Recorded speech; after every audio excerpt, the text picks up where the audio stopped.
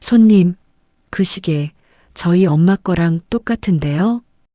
매일 새벽부터 허름한 국밥집 주방을 돕던 17살 예리가 한 말이었습니다. 그 말을 듣는 순간 백만장자 강 회장의 심장이 멎는 듯 했습니다. 소녀가 가리킨 시계는 강 회장이 직접 주문 제작하여 세상에 단 2개밖에 없던 스위스 명품 시계였어요. 똑같은 시계가 있다는 건 제작했을 때 시계를 나눠 가졌던 그 사람이 아니고서야 있을 수가 없는 일이었습니다. 혹시 엄마 이름이 뭐니? 강 회장은 이 물음의 대답을 들은 순간 얼굴이 사색이 되더니 서둘러 국밥집을 나섰습니다.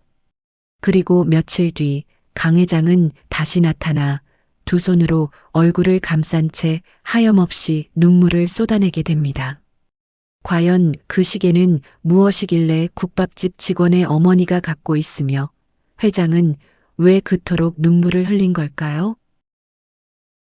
안녕하세요. 천사연 오디오북입니다. 천사연 채널을 구독해 주시면 오늘 하루도 무탈하게 지나가고 내일은 오늘보다 조금 더 좋은 날이길 진심으로 바라겠습니다. 세상에 단 2개뿐인 시계가 이어준 인연이 어디로 향하는지 편안히 들어주세요. 이른 새벽 서울 한남동 대저택의 식당에 불이 하나 켜졌습니다. 20명은 앉을 수 있는 긴 원목 식탁 끝자리에 강대철 회장이 혼자 앉아 숟가락을 들었습니다. 가사도우미가 차려놓은 전복죽 한 그릇과 반찬 4접시가 넓은 식탁 위에서 유난히 작아 보였습니다. 회장님, 죽이 입에 안 맞으세요? 전복을 좀 더 넣었는데 한 숟가락밖에 안 드셨네요. 아닙니다. 맛있어요. 입맛이 좀 없어서 그렇지. 이모님이 먼저 드세요. 아이고, 저는 회장님 드시고 나면 먹으려고요. 조금만 더 드셔보세요. 아침을 거르시면 점심까지 속이 쓰리실 텐데. 충분히 먹었으니까 이모님이 맛있게 드세요. 저는 먼저 나가보겠습니다. 대철이 숟가락을 내려놓고 식탁에서 일어서자 가사도우미가 밥그릇을 들여다보았습니다. 죽은 서너 숟가락 든 자국만 남긴 채 거의 그대로였습니다. 아이고, 이걸 어째, 회장님, 점심은 꼭 드셔야 해요. 현관으로 향하던 대철이 신발장을 열었습니다. 검은 구두, 갈색 구두, 운동화까지 전부 한 사람 것만 가지런히 놓여 있었고 텅 빈 아래칸에 대철의 시선이 잠깐 머물렀어요. 대문을 나서자 검은 세단이 시동을 걸고 기다리고 있었고 대철은 아무 말 없이 뒷좌석에 올라탔습니다. 그날 점심 대철의 회장실 문을 노크하고 비서가 들어왔습니다. 회장님, 오늘 점심에 잡혀있던 성진그룹 식사가 취소됐습니다. 성진 부회장님이 해외 출장이 잡히셨다고요. 그래, 그럼 어디속 든든하게 밥 먹을 데 없을까?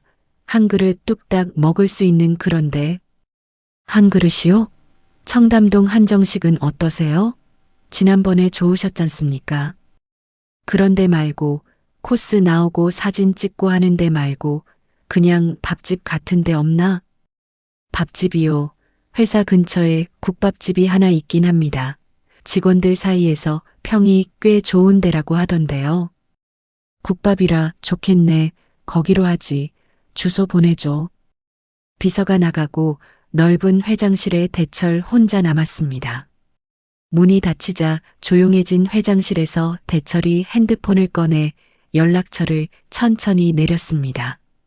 이름이 수백 개는 되는데 점심 한 끼 같이 먹자고 전화할 사람이 떠오르지 않았어요. 핸드폰을 책상 위에 엎어놓고 대철이 자리에서 일어섰습니다. 통유리창 너머 서울 시내가 내려다 보이는 자리에 서서 대철이 한참을 말없이 발밑만 내려다 보았어요. 점심때가 지날 무렵 검은 세단이 낡은 간판이 늘어선 골목 초입에 멈췄습니다. 회장님, 여기가 맞는 것 같은데 차를 댈 데가 마땅치 않습니다. 앞쪽 공영 주차장에 세워놓고 있겠습니다. 그래, 혼자 먹고 나올 테니까 천천히 대기해. 대철이 차에서 내려 골목으로 들어서자 맞은편 생선가게 아주머니가 생선 상자를 옮기다 말고 세단 쪽을 돌아보았습니다.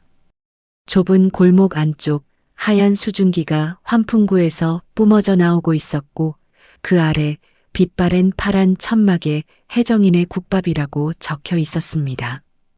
대철이 유리문을 밀고 들어서자 카운터 쪽에서 교복 치마에 앞치마를 두른 소녀가 고개를 들었습니다.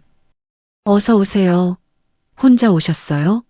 이쪽 창가 자리로 앉으시면 따뜻해요. 제가 물 갖다 드릴게요. 17살 정혜리였습니다. 고맙습니다. 여기 앉을게요. 뭐가 맛있어요? 저희 대표 메뉴가 소머리 국밥인데요. 엄마가 새벽부터 사골을 푹 고아서 국물이 진해요. 처음 오신 분들은 거의 다 그거 드세요. 그럼 소머리 국밥 하나 주세요. 밥은 좀 많이 부탁해도 될까요? 그럼요. 밥 많이는 저희 특기예요. 공깃밥 추가도 무료니까 모자라시면 말씀하세요.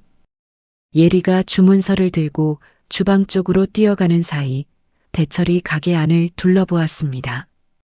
테이블 6개가 전부인 작은 가게였는데 벽에 걸린 액자 안에 정성이 국물에 녹으면 그게 집밥이라는 손글씨가 눈에 들어왔습니다.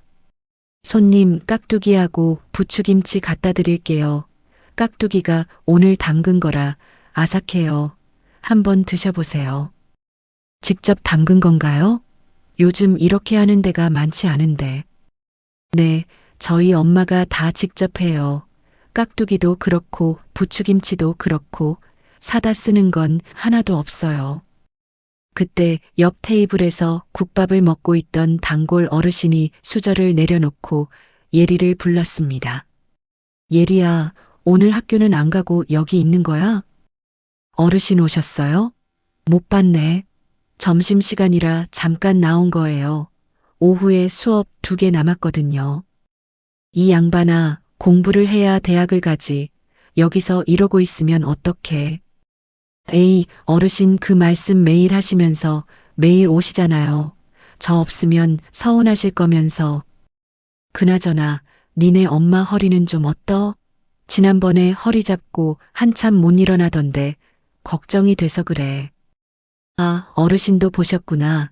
제가 파스 사다 놓아도 맨날 괜찮다고 안 붙이세요. 음식에 냄새 밴다고요. 이것 봐라. 입은 또 살았어. 허허. 어르신이 웃으며 다시 국밥을 떠먹었고 대철은 그 대화를 들으며 저도 모르게 입꼬리가 올라갔습니다. 잠시 뒤 예리가 김이 모락모락 오르는 국밥 한 그릇을 양손으로 들고 왔습니다. 여기요. 소머리 국밥 나왔습니다. 뜨거우니까 조심하세요. 소금은 이쪽에 있고요. 간 보시고 싱거우시면 넣으세요. 대철이 숟가락으로 국물을 한번 저은 뒤 한 숟가락을 떴습니다.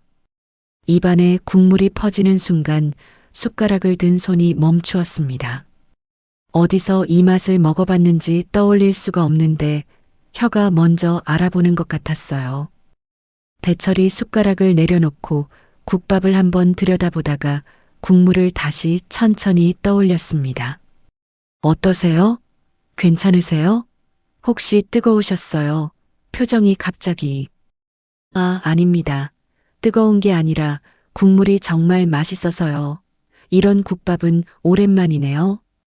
그쵸? 저도 매일 먹는데 안 질려요. 엄마가 새벽에 눈 뜨면 제일 먼저 솥에 불부터 켜거든요.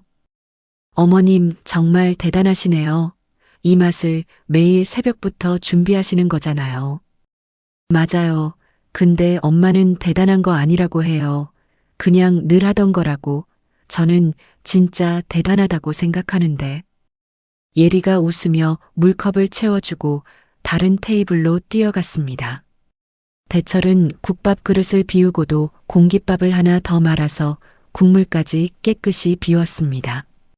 새벽에 서너 숟가락 뜨고 밀어놓았던 전복죽과는 달리 이 그릇에는 국물 한 방울이 남지 않았어요. 계산대 앞으로 걸어간 대철이 카드를 내밀었습니다. 국밥 정말 잘 먹었습니다. 혹시 여기 체인점인가요? 다른 데도 있는지 궁금해서요. 아니에요. 저희는 여기 한 곳이 전부예요. 엄마가 직접 다 만드시는 거라 체인으로는 못해요. 그 대신 여기만 오시면 되는 거죠. 그렇군요. 그래서 이 맛이 나는 거겠네요. 다음에 또 오겠습니다. 네, 꼭 오세요. 다음에 오시면 깍두기 서비스 드릴게요. 대철이 유리문을 밀고 나간 뒤 예리가 빈 그릇을 치우러 테이블로 갔습니다. 국물 한 방울 없이 비워진 그릇을 들어 올리며 예리가 고개를 갸웃했습니다. 진짜 깨끗하게 드셨네. 근데 저 양복 아까 보니까 보통 양복이 아니던데 이런데 왜 오신 거지? 어르신이 이쑤시개를 물며 한마디 했습니다. 국밥이 맛있으니까 온 거지. 뭔 소리여. 그것도 그러네요. 근데 어르신, 그분 좀 외로워 보이지 않았어요? 국밥 드실 때 표정이 뭔가. 허허, 네가 그런 걸 다 보냐. 그릇이나 빨리 치워라. 예리가 그릇을 들고 주방으로 들어가면서도 아까 그 손님 생각이 자꾸 맴돌았어요. 비싼 양복에 블랙카드를 내밀던 사람이 동네 국밥 한 그릇에 저렇게 멈칫한 표정을 짓다니 뭔가 사연이 있는 사람 같다는 느낌이 들었습니다. 주방 안쪽에서는 혜정이 커다란 솥 앞에서 국자를 저으며 등을 보이고 서 있었습니다. 그날 밤 예린의 집 부엌에 불이 켜져 있었습니다. 예리야, 내일 시험이라며 공부는 다 한 거야? 부엌에서 하지 말고 방에 들어가서 해. 거의 다 했어. 여기가 더 따뜻해서 여기서 할래. 엄마 옆이 좋단 말이야. 이 녀석아, 따뜻한 건 이불 속이지. 감기 걸리면 시험 못 보는 수가 있어. 언제 내가 감기 걸려본 적 있어. 엄마야말로 좀 쉬어. 아까 가게에서도 허리 잡았잖아. 엄마는 괜찮아. 이 정도는 아무것도 아냐. 넌 공부만 열심히 하면 돼. 혜정이 도시락 반찬을 통에 옮겨 담으며 말을 끊었고 예리가 교과서를 덮으며 엄마의 등을 바라보았습니다. 앞치마 끈이 풀린 줄도 모르고 서 있는 엄마의 등이 오늘따라 좀 더 작아 보였어요. 엄마 먼저 잘게. 내일 내가 일찍 나가서 테이블 닦아 놓을 테니까 엄마는 조금만 더 자. 그래, 들어가. 이불 꼭 덮고 자야 된다. 예리가 방으로 들어가 이불을 뒤집어 쓰는 소리가 났습니다. 혜정이 설거지를 마치고 부엌불을 끈 뒤 방으로 들어와 예리 이불을 한번 끌어올려 덮어주었습니다. 돌아서는 혜정의 시선이 방 구석 낡은 서랍장 위에 멈추었습니다. 손이 서랍 손잡이 쪽으로 천천히 뻗었다가 잠든 예리 쪽을 돌아보고는 손을 거두었습니다. 서랍을 열지 않은 채 혜정이 자리에 누워 불을 껐습니다. 이불 속에서 예리는 눈을 감고 있었지만 잠이 쉽게 오지 않았어요. 다음 날 새벽 국밥집 주방에 불이 먼저 켜졌습니다. 정혜정이 커다란 솥 뚜껑을 열자 하얀 김이 천장까지 올라갔고 국자로 육수를 한번 저으며 간을 보았습니다. 가게 문은 아직 잠겨 있었지만 솥 안에서는 이미 하루가 시작되고 있었습니다. 엄마 나왔어. 테이블 닦고 세팅할게. 교복 위에 앞치마를 두른 예리가 걸레를 들고 홀로 나왔습니다. 이렇게 일찍 올 거면 뭐하러 알람을 맞추냐. 10분이라도 더 자지. 잠이 안 오더라고. 어제 잠들기 전에 이것저것 생각이 많았나 봐. 엄마는 벌써 육수 올린 거야? 이게 하루 이틀이니 몸이 알아서 일어나는 거지. 테이블만 닦아놓고 밥 먹어. 도시락 싸놨으니까. 예리가 젖은 걸레로 테이블을 하나씩 닦아가며 입을 열었습니다. 엄마 있잖아. 학교에서 진학상담한다고 부모님 모셔오래. 혜정이 국자를 저으던 손을 멈추고 예리 쪽을 돌아보았습니다. 언제? 날짜 정해진 거야? 다음 주 중에래. 담임 선생님이 엄마 아빠 같이 오면 좋다고 했는데 엄마만 오면 되지. 그래, 엄마가 갈게. 점심때 장사 끝나고 가면 되잖아. 시간 맞춰줘. 응, 내가 선생님한테 말해 놓을게. 엄마 오면 선생님이 좋아하실 거야. 지난번 학부모 상담 때도 엄마 되게 좋아하셨거든. 예리는 아빠라는 단어를 입 밖으로 꺼내지 않았습니다.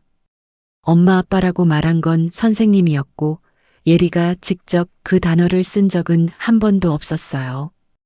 어릴 때 딱 한 번 아빠 얘기를 꺼냈다가 그날 밤 엄마가 눈이 퉁퉁 부어 있었던 기억이 아직도 남아 있었습니다. 엄마, 나 먼저 나간다. 오늘 일찍 가서 숙제 좀 베껴야 해. 뭘 베껴? 내가 직접 해야지. 밥은 꼭 먹고 가야 돼. 도시락 가방에 넣었어. 다녀올게, 엄마. 예리가 앞치마를 벗어 걸고 가방을 메고 나가자 혜정이 솥 앞에서 딸이 나간 유리문을 한참 바라보았습니다. 골목을 돌아 큰 길로 나서는데 뒤에서 누군가 뛰어오는 발소리가 들렸습니다. 야, 정혜리. 기다려. 나도 같이 가. 같은 반 친구 민지가 헐떡이며 예리 옆에 나란히 섰습니다. 너 또 가게에서 온 거야? 매일 이렇게 일찍 다니면 힘들지 않아? 익숙해. 이제, 근데 너는 왜 이렇게 일찍이야? 너 맨날 지각하잖아. 오늘 숙제 검사라서 일찍 나왔지. 야, 너 다 했어? 나 좀 보여줘. 나도 베끼려고 일찍 나왔는데 어쩌지. 우리 둘 다 망했다. 민지가 깔깔 웃다가 뭔가 생각났다는 듯 예리를 쳐다봤습니다. 아, 맞다. 다음 주 진학상담 너네 집은 누가 와? 우리 엄마가 아빠한테 꼭 같이 가자고 했거든. 우리는 엄마가 오셔. 우리 엄마가 아빠 목까지 다 하시거든. 엄마 한 분이면 충분해. 예리가 웃으며 말했지만 이상하게 오늘은 책가방 끈을 잡아당기는 손에 힘이 좀 더 들어갔어요. 민지가 너네 엄마 진짜 대단하다 하고 넘어갔고 예리는 발걸음을 맞추며 학교 쪽으로 걸어갔습니다. 점심때 국밥집에 손님이 하나둘 들어차기 시작했습니다. 검은 세단이 어제와 같은 골목에 멈추었고 대철이 차에서 내려 유리문을 밀고 들어섰습니다. 어서 오세요. 몇 분이세요? 종업원이 메뉴판을 들고 다가왔습니다. 혼자입니다. 어제 앉았던 창가 자리 괜찮을까요? 어제도 오셨구나. 네, 그 자리 비어 있어요. 이쪽으로 앉으세요. 고맙습니다. 소머리 국밥 하나 주세요. 밥은 넉넉하게 부탁합니다. 대철이 자리에 앉아 양복 소매를 걷어올리며 물컵을 들었습니다. 어제 그 소녀가 안내해줬던 창가 자리에 다시 앉으니 가게 안이 유난히 조용하게 느껴졌습니다. 저기, 어제 여기 있던 학생분은 오늘 안 나왔나요? 아, 예리요? 그 애는 학교가 있어요. 저녁쯤 올 거예요. 사장님 딸이거든요. 아, 사장님 따님이었군요. 어제 참 밝고 씩씩하더라고요. 맞아요. 예리가 있으면 가게가 확 살아나거든요. 오늘은 좀 심심하죠? 대철이 가볍게 웃으며 고개를 끄덕이는데 벽에 걸린 액자 속 손글씨가 다시 눈에 들어왔습니다.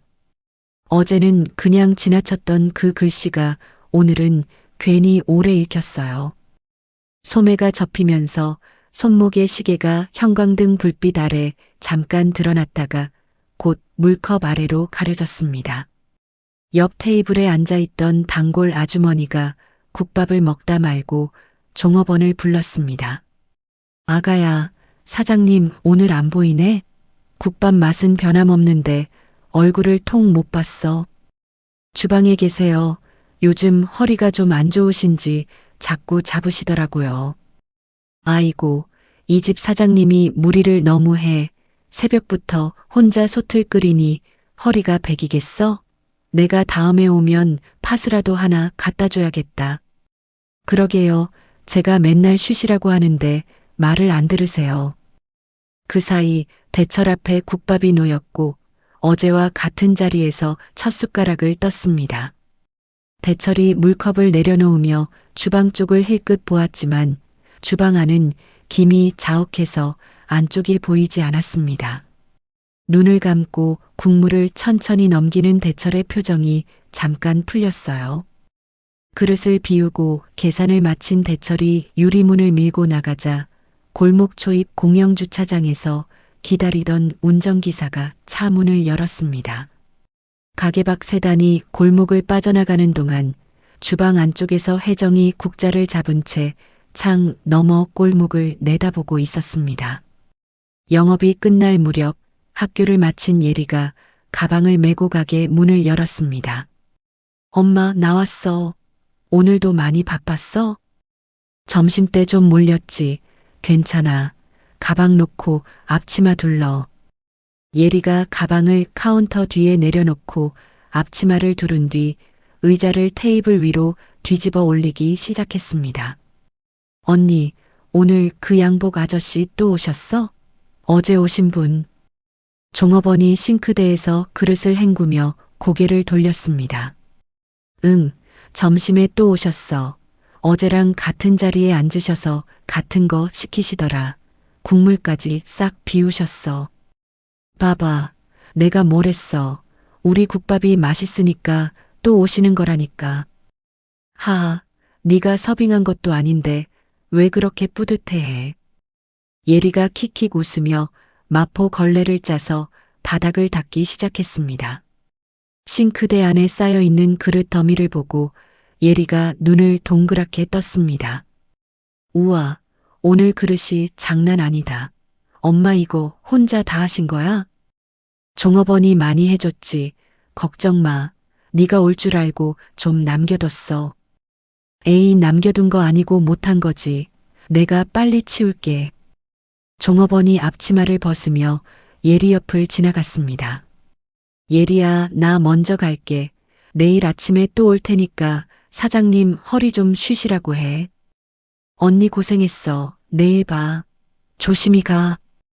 걸레를 앞뒤로 밀면서 테이블 다리 밑까지 훑는 예리 옆에 혜정이 와서 의자를 함께 올렸습니다. 엄마, 오늘 학교에서 국어 시간에 시 낭독했거든. 내 앞에 민수가 걸렸는데 그 애가 너무 긴장해서 책을 거꾸로 들고 읽은 거 있지. 거꾸로? 선생님은 뭘 하셨어? 선생님도 웃으셔서 교실이 난리가 났어. 나도 바로 다음 순서였는데 웃음 참느라 죽는 줄 알았다니까. 이 녀석아, 남 얘기 웃지 말고 너는 잘했어? 당연하지. 나는 에이스라고. 선생님이 목소리 좋다고 칭찬하셨어. 누구 닮아서 목소리가 좋은 건지 모르겠네. 그야 엄마 닮았지. 엄마도 목소리 좋잖아. 혜정이 예리 머리를 한번 툭 치며 웃었고 종업원도 고개를 흔들며 키득거렸습니다. 마지막 테이블까지 닦은 예리가 걸레를 짜서 걸어놓고 혜정이 가게 불을 하나씩 끄기 시작했습니다. 문을 잠그고 나서는데 혜정이 허리를 한 손으로 짚으며 천천히 등을 폈습니다. 아이고, 허리야. 오늘 유난히 쑤시네. 엄마 또 허리야? 아까 언니도 그러더라. 엄마가 허리를 자꾸 잡는다고. 엄마 곧 방학이니까 이제 내가 더 도울 수 있어. 넌 공부해야지. 방학이라고 가게에만 매달리면 안 돼. 엄마 혼자 너무 힘들잖아. 나도 이제 다 컸으니까 반반씩 하자. 혜정이 대답 대신 예리의 머리카락을 손으로 천천히 쓸어 넘겨 주었습니다. 가로등 불빛 아래 나란히 걸어가는 모녀의 발걸음 소리만 골목에 고요하게 울렸어요. 그 시각 도심 한복판을 지나는 검은 세단 뒷좌석에 대철이 앉아 있었습니다. 넥타이를 느슨하게 풀고 서류 가방을 옆자리에 내려놓자 넓은 뒷좌석이 한층 더 넓게 느껴졌습니다. 오늘 하루도 회의와 보고와 결제로 빼곡했는데 점심에 먹은 국밥 한 그릇이 제일 먼저 떠올랐어요. 왼손이 천천히 올라가 가슴 위에 얹혔고 시계 차가운 금속이 셔츠 위로 닿았습니다. 운전기사의 시선이 백미러를 통해 대철의 그 손을 스치듯 지나갔습니다. 대철이 오른손으로 핸드폰을 꺼내 비서에게 전화를 걸었습니다. 나야, 내일 점심 일정 뭐 있어? 내일은 비어 있습니다. 따로 잡아드릴까요? 오늘 갔던 그 국밥집 내일도 넣어줘. 거기서 먹을 거야. 네, 넣어놓겠습니다. 근데 회장님, 그 집이 그렇게 입에 맞으세요? 맛있는 건 맞는데 그것만은 아닌 것 같아. 그 국물 맛이 어디서 먹어본 건데 도무지 어딘지를 모르겠어. 머리는 기억을 못하는데 입이 먼저 아는 것 같은 그런 맛이야. 아, 그런 맛이 있긴 하죠. 내일 같은 시간으로 넣어놓겠습니다. 그래, 수고해. 전화를 끄는 대철이 고개를 창밖으로 돌렸습니다. 가슴 위에 얹은 왼손은 통화하는 동안에도 한 번도 내려오지 않았어요. 그 뒤로 대철은 점심마다 국밥집을 찾았습니다. 비서가 따로 일정을 넣지 않아도 될 만큼 대철의 발걸음은 그 골목을 향하고 있었고 예리는 유리문이 열릴 때마다 대철을 알아보며 손을 들었습니다. 아저씨, 오늘도 오셨어요? 같은 자리 앉으시죠. 제가 물 갖다 드릴게요. 대철이 걸음을 멈추고 예리를 바라보았습니다. 아저씨라고 했어요? 지난번까지는 손님이라고 하지 않았나요? 매일 오시는데 손님이 좀 어색하잖아요. 아저씨라고 불러도 돼요? 안 되면 다시 손님이라고 할게요. 하하, 아저씨가 훨씬 편하네요. 앞으로 그렇게 불러요. 좋아요. 그럼 앞으로 아저씨. 오늘도 소머리 국밥이시죠? 밥 많이, 깍두기 넉넉하게, 맞죠? 벌써 다 외웠네요. 고맙습니다. 예리가 주문서도 안 쓰고 주방을 향해 뛰어가자 대철이 창가 자리에 앉아 물컵을 들었습니다. 물 한 모금을 마시고 컵을 내려놓으며 가게 안을 천천히 둘러보았습니다. 점심 손님들로 6테이블이 거의 차 있었는데 빈자리가 하나도 없는 이 작은 가게가 대철의 회장실보다 따뜻하게 느껴지는 게 이상했어요. 옆 테이블에서 국밥을 먹고 있던 단골 어르신이 종업원에게 턱으로 대철 쪽을 가리켰습니다. 저 양반 요즘 맨날 오네. 예리한테 딸 같은 정이 붙었나 봐. 저 아이한테만 유독 말을 거는 것 좀 봐. 글쎄요. 예리가 워낙 살갑게 챙기니까 다들 예리한테 말 걸긴 하는데 저분은 좀 다른 것 같기도 하고요. 다른 게 뭐가 달라. 원래 국밥집은 맛도 맛이지만 사람이 끌어당기는 거야. 저 아이가 이 가게 재산이요. 어르신이 국밥을 한 숟가락 떠먹으며 고개를 끄덕이는 사이 예리가 국밥을 들고 대철의 테이블로 왔습니다. 아저씨, 여기요. 오늘 국물이 특히 잘 됐대요. 엄마가 아침에간 보고 혼자서 고개를 끄덕이셨거든요. 그럴 때가 진짜 맛있는 날이에요. 그래요? 그럼 기대하고 먹어볼게요. 오늘 학교는 어땠어요? 시험 끝나서 기분이 완전 좋아요. 아저씨도 오셔서 더 좋고요. 시험 결과는 괜찮게 나왔어요? 그건 성적표 나와봐야 아는 건데요. 국어는 자신 있어요. 선생님이 목소리 좋다고 칭찬하셨거든요. 목소리가 좋다. 그건 타고난 거니까 자랑할 만하네요. 예리가 씩 웃으며 다른 테이블로 뛰어갔고 대철이 국밥을 떠먹으면서 그 풍경을 가만히 바라보았습니다. 유리문 너머로 보이는 좁은 골목에 햇빛이 비스듬히 들어오고 있었고 문 옆에 놓인 화분에는 누가 물을 줬는지 잎사귀에 물방울이 맺혀 있었습니다. 회사 구내식당에서는 한 번도 이런 걸 본 적이 없었어요. 예리가 테이블 사이를 누비며 손님들과 한마디씩 주고받을 때마다 좁은 가게 안에 웃음소리가 번졌어요.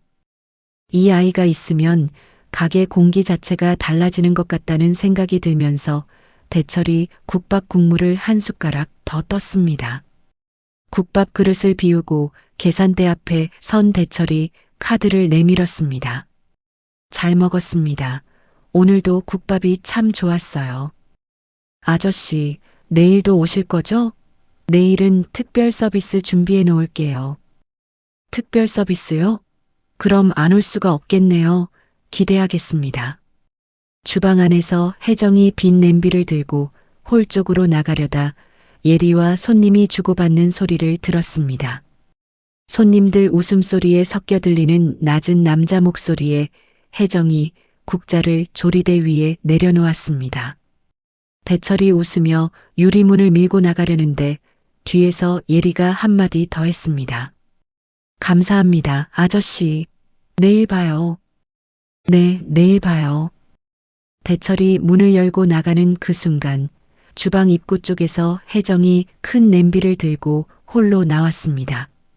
문 쪽으로 걸어가는 대철의 넓은 어깨가 혜정의 눈에 들어왔고 유리문 너머로 사라지는 뒷모습을 보는 혜정의 걸음이 멈추었습니다.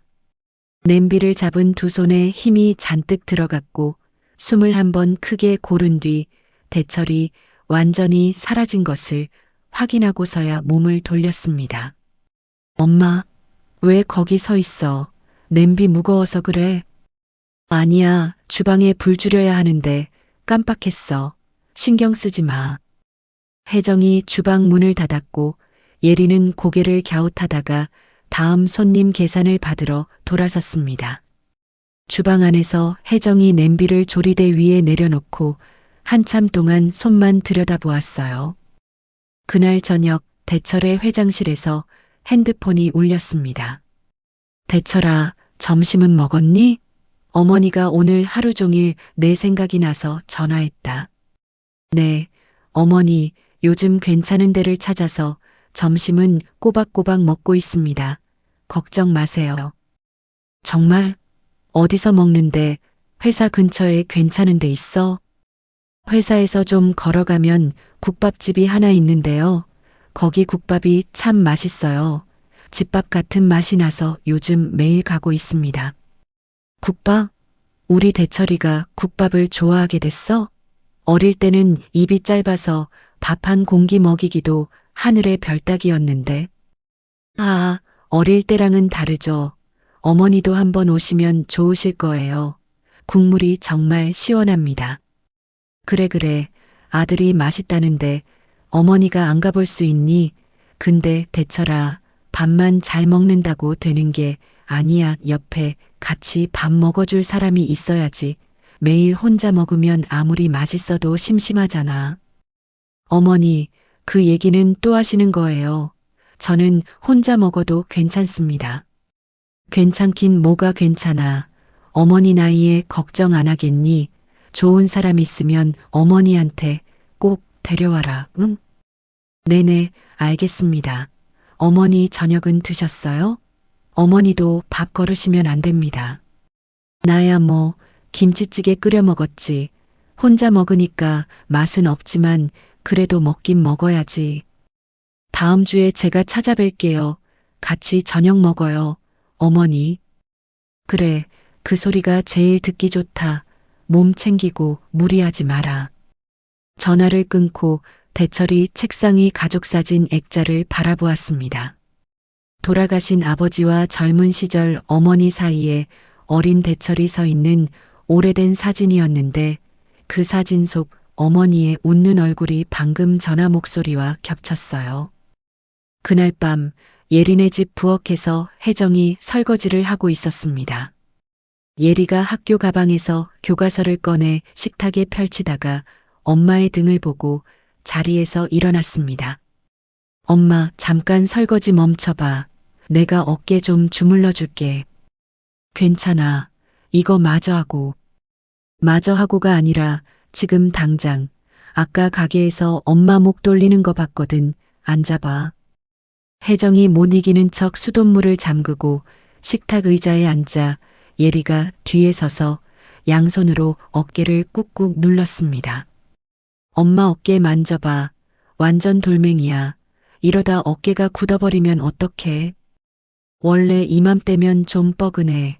내가 주물러 주니까 벌써 풀리는 것 같다. 거짓말, 방금 인상 썼으면서 좀 더 세게 할까? 살살해, 세게 하면 오히려 더 아파. 예리가 힘을 빼고 어깨를 천천히 주무르며 입을 열었습니다. 엄마, 오늘 체육 시간에 달리기 했거든. 내가 우리 반에서 1등 했어. 네가? 진짜? 엄마 왜 그렇게 놀라? 나 원래 잘 뛰잖아. 아, 근데 엄마 있잖아. 예리가 목소리를 조금 낮추며 조심스럽게 말을 꺼냈습니다. 있잖아, 엄마 그 아저씨 있잖아. 매일 오시는 분, 그분이 좀 외로워 보여. 혜정이 설거지하던 손을 멈추었습니다. 맨날 혼자 오셔서 혼자 드시고 혼자 가시거든. 가끔 국밥 드시면서 멍하니 어디 보실 때가 있는데 그때 표정이 좀 그래. 혜정이 앞치마 끈을 만지작거리며 한참을 아무 말도 하지 못했어요. 엄마, 듣고 있어?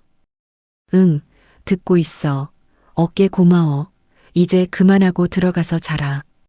엄마도 빨리 자. 내일도 새벽이잖아.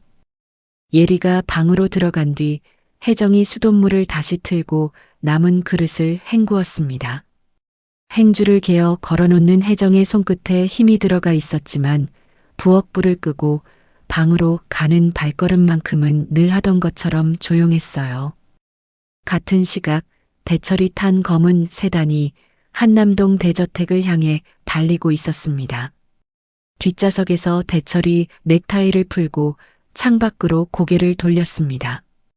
풀어놓은 넥타이를 옆자리에 던졌는데 서류 가방만 덩그러니 놓인 넓은 좌석이 눈에 들어왔습니다.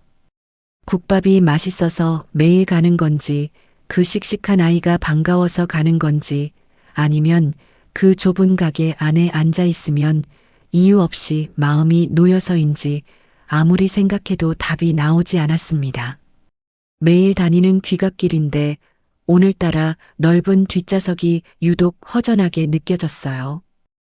유리문에 종이 한 장이 테이프로 붙어 있었습니다. 시험 기간 안내문 아래 예리의 둥근 글씨로 오후에 온다는 메모가 덧붙여져 있었고 대철이 그 글씨를 읽으며 문을 밀었습니다. 어서 오세요. 소머리 국밥 드실 거죠? 같은 자리 비어 있어요. 종업원이 물컵을 들고 다가왔습니다. 네, 같은 걸로 부탁합니다. 오늘 예리 씨는 아직 안 왔죠? 시험 기간이라 오후에 온대요. 아침에 전화해서 아저씨 오시면 자기 대신 잘 챙겨달라고 신신당부를 하더라고요.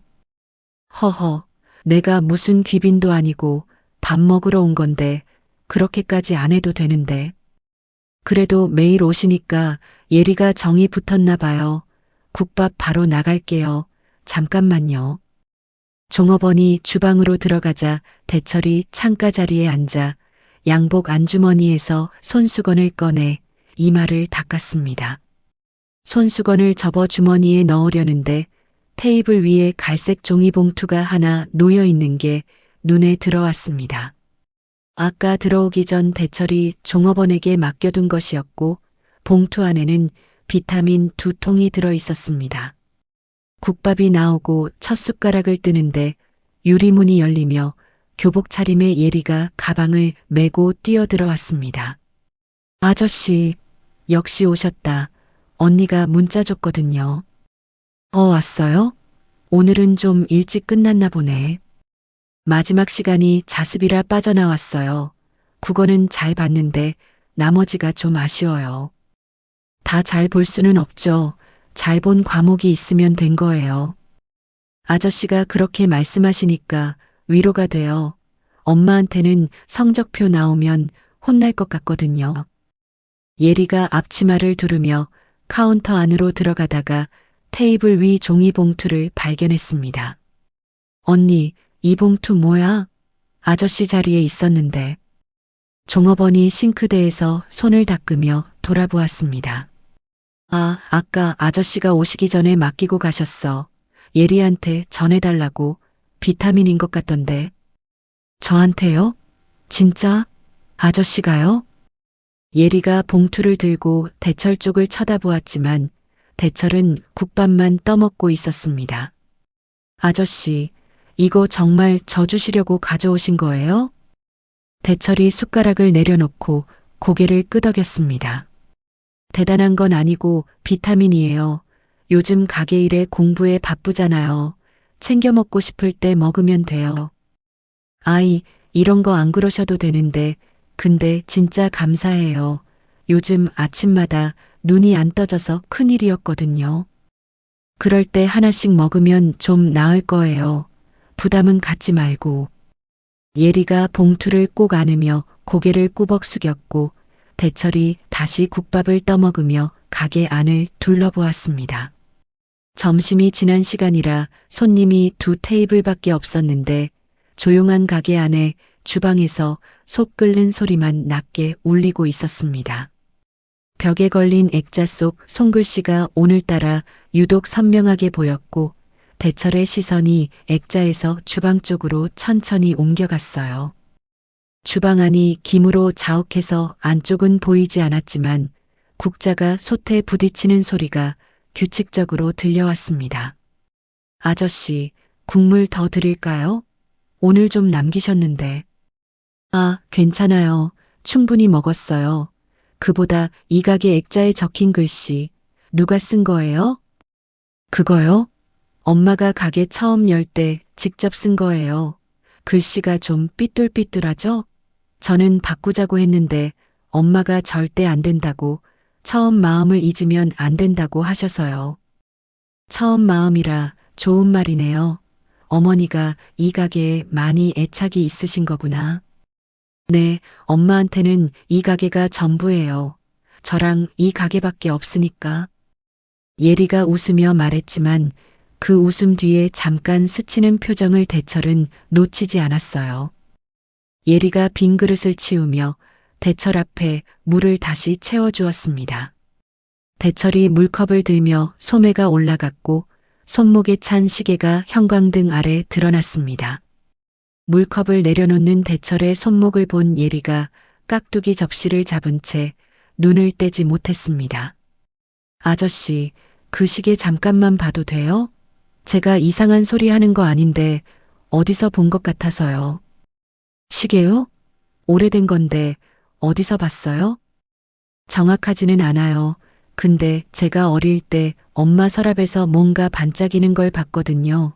그게 뭔지는 잘 모르는데 모양이 이거랑 닮은 것 같기도 하고. 대철이 물컵을 테이블에 내려놓은 채 예리를 바라보았습니다. 어머니 서랍에요? 어머니도 시계를 갖고 계세요? 시계인지 뭔지 확실하지 않아요. 어릴 때 한번 봤는데 엄마가 바로 서랍을 닫으셔서. 근데 아저씨 시계 보니까 갑자기 그때가 떠올라서요. 그렇군요. 어머니 성함이 어떻게 되세요? 정혜정이요. 왜요? 혹시 이런 시계를 아세요?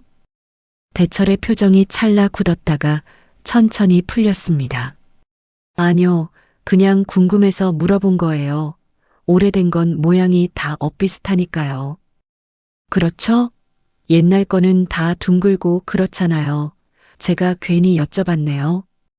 아니에요. 좋은 기억이 떠오른 거잖아요. 그런 건 괜히가 아니에요. 예리가 고개를 까딱이며 빈 물컵을 집어들고 다음 테이블로 갔습니다. 대철이 숟가락을 들었다가 다시 내려놓았고 국밥 국물 위에 비친 형광등 불빛만 가만히 흔들렸어요. 종업원이 카운터 뒤에서 컵을 닦다가 예리에게 고개를 기울였습니다. 야, 아까 시계 얘기할 때 그 아저씨 표정 봤어? 뭔가 좀 달라지셨는데. 그래, 나는 못 봤는데 그냥 옛날 물건이라 추억이 있으신가 보지. 너는 참 눈치가 없어. 진짜 눈이 딱 멈추셨거든. 나는 분명히 봤다니까. 봤으면 뭐 어때? 어른들한테는 다 사연이 있는 거지. 괜히 캐물으면 실례잖아. 종업원이 어이없다는 듯 고개를 절레절레 흔들었습니다. 대철이 계산대 앞에 서서 카드를 내밀며 예리를 보았습니다. 잘 먹었습니다. 깍두기가 오늘도 좋았어요. 감사해요. 아저씨, 아 맞다. 비타민 감사하다고 엄마한테 꼭 말씀드릴게요. 엄마가 다음에 오시면 직접 인사드리고 싶다고 할 거예요. 별거 아닌데 그렇게까지 안 하셔도 됩니다. 그리고 아까 시계 얘기는 너무 마음에 담지 마요. 네, 저도 그냥 갑자기 생각나서 여쭤본 거예요. 어릴 때 기억이라 맞는지도 모르겠고요. 대철이 카드를 돌려받으며 살짝 미소를 지었지만 그 미소가 눈까지 닿지는 못했습니다.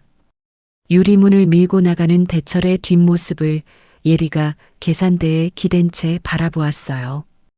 문이 닫히기 전 대철의 시선이 주방 안쪽을 스쳤고 혜정이 솥 앞에 서 있는 뒷모습이 김 사이로 잠깐 보였습니다. 대철의 발걸음이 반 박자 늦어졌지만 유리문은 이미 닫히고 있었습니다. 그날 저녁 예리가 식탁 위에 갈색 봉투를 올려놓았습니다. 엄마 가게에 매일 오시는 아저씨가 이거 주셨어. 비타민이야. 2통이나. 혜정이 손을 앞치마에 닫고 봉투를 열어보았습니다. 이런 걸 왜 가져오셨을까? 처음 보는 건데 비싼 거 아냐? 언니도 그냥 받으래. 아저씨가 워낙 좋으신 분이니까 부담 갖지 말래. 그래도 모르는 사람한테 이런 걸 받으면 좀 그렇지. 모르는 사람이 아니야. 매일 오시잖아. 엄마도 한번 보면 알아. 진짜 점잖은 분이야. 혜정이 봉투를 찬장 위에 올려놓으며 입술을 한번 깨물었습니다. 내일 가게에 오시면 내가 인사는 해야겠다. 엄마가 직접 인사해요? 좋다. 내가 소개해줄게. 혜정이 고개를 끄덕였지만 찬장 위 봉투에서 시선을 거두는데 한참이 걸렸어요. 검은 세단 뒷좌석에서 안전벨트를 맨 대철이 눈을 감았습니다. 정혜정이라는 이름이 머릿속에서 맴돌았지만 대철이 기억하는 이름은 그게 아니었습니다. 비서에게 전화를 걸었습니다. 오늘 저녁 일정 빼줘요. 그리고 서재 금고 열어둬요. 내가 직접 찾을 게 있으니까. 네, 회장님, 비밀번호는 그대로 두면 될까요? 그대로 둬요. 다른 건 건드리지 말고 문만 열어놓으면 돼요. 전화를 끄는 대철이 왼손으로 손목시계 뒷면을 더듬었습니다. 손가락 끝에 작은 글씨의 홈이 닿았지만 차 안은 어두워서 읽을 수가 없었어요. 한남동 대저택 서재에 대철이 들어서며 스탠드를 켰습니다. 금고 문을 열자 안쪽 벨벳칸이 드러났습니다. 벨벳칸 옆에는 빛바랜 사진 한 장과 접힌 편지 봉투가 나란히 놓여 있었지만 대철은 시계만 꺼내 감고 문을 반쯤 닫았습니다.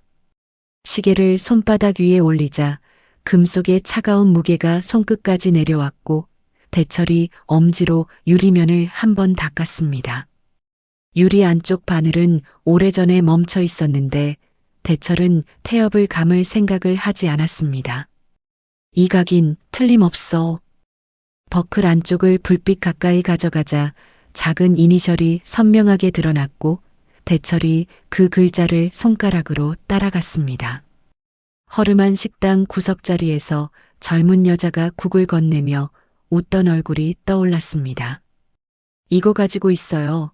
다시 올 때까지 이거 차고 있으면 되잖아요. 그럼 이건 내가 줄 테니까 내가 차고 있어.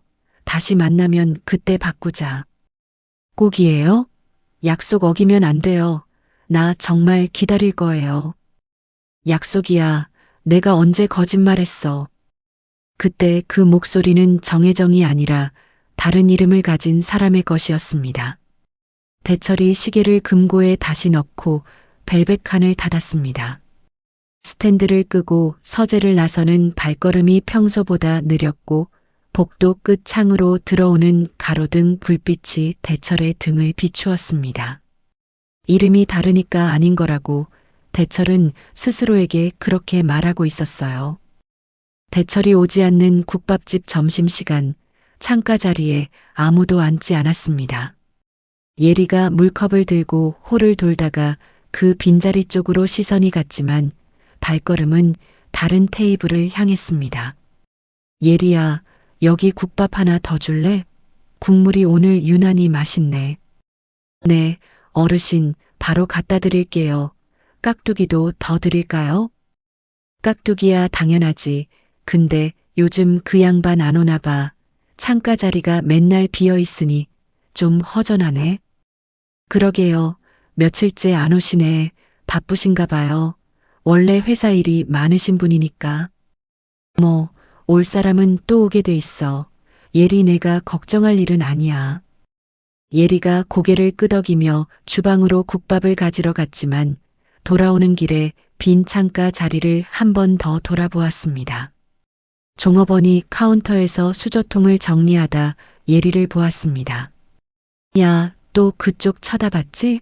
아까부터 세 번째야. 안 봤거든. 물컵이 안 놓여 있나 확인한 거야.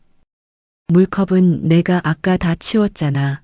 거기 손님 없으니까 안 봤다면서 왜 자꾸 고개가 돌아가는 건데. 그건 습관이지. 매일 세팅하던 자리니까 손이 가는 거야. 언니도 참 별걸 다 따져. 손이 아니라 눈이겠지. 진짜. 예리가 종업원 어깨를 툭 치고 어르신 테이블로 국밥을 가져갔습니다. 영업이 끝나고 예리가 의자를 테이블 위로 올리기 시작했습니다.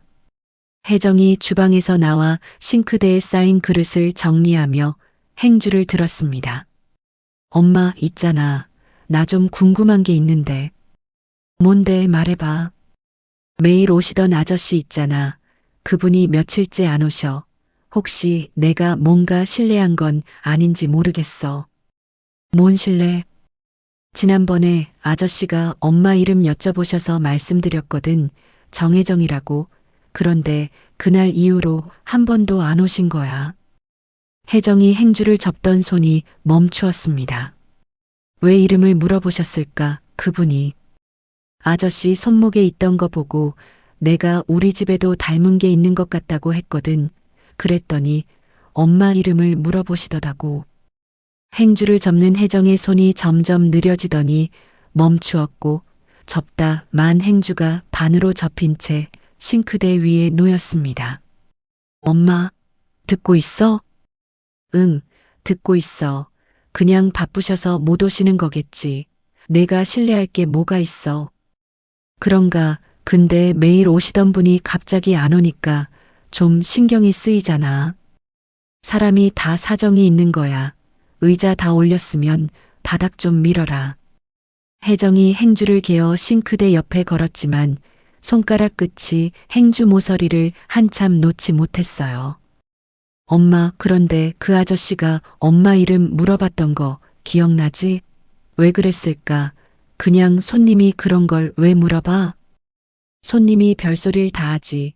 밥 먹다 보면 그런 말도 하는 거야. 신경 쓰지 마. 근데 엄마 이름을 물어본 건 좀 이상하잖아. 예리야, 장사하는 사람이 손님 말 하나하나 붙잡고 있으면 가게 못해. 그냥 잊어. 예리가 더 말하려다 혜정의 목덜미가 빨개진 걸 보고 입을 다물었습니다. 예리가 밀대를 들고 바닥을 밀기 시작했고 혜정은 주방 안쪽으로 들어가 솥 뚜껑을 닫으며 등을 돌렸습니다. 가게 불을 끄고 문을 잠근 뒤 모녀가 나란히 골목을 걸었습니다. 예리가 혜정의 걸음이 평소보다 느린 것을 느끼고 보폭을 줄였습니다. 엄마, 요즘 많이 힘들지? 걸음이 자꾸 느려지는 것 같아. 하루 종일 서 있으면 다리가 무거운 거지. 원래 이 정도야.